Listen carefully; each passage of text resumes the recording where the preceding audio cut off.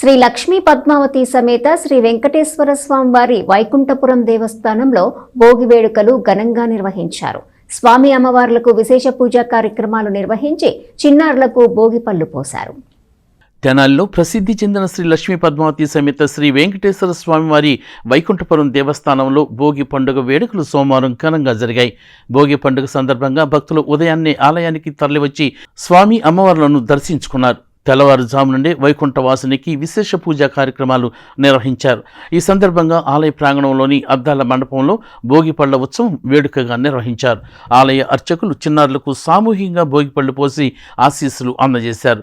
పండుగ విశిష్టతను ఆలయ అర్చకులు తెలియజేశారు. కార్యక్రమాలను ధర్మకర్తల మండలి చైర్మన్ కుంభం సాయిబాబు, ఆలయ సహాయ కమిషనర్ వి అనుపమ పర్యవేక్షించారు.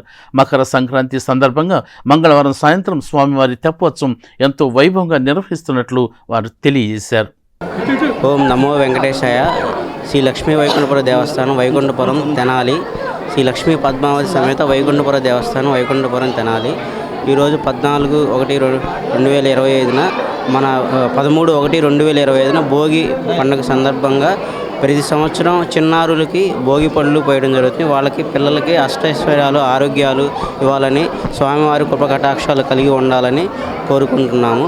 ప్రతి సంవత్సరం ఇలాగే జరుగుతూ ఉంది. వీళ్ళకి తనంతరం తీర్థప్రసాదాలు ఉన్నాయి. రేపు తెప్పోత్సవం కార్యక్రమం కూడా రేపు సాయంత్రం 4:30 మొదలవుతుంది.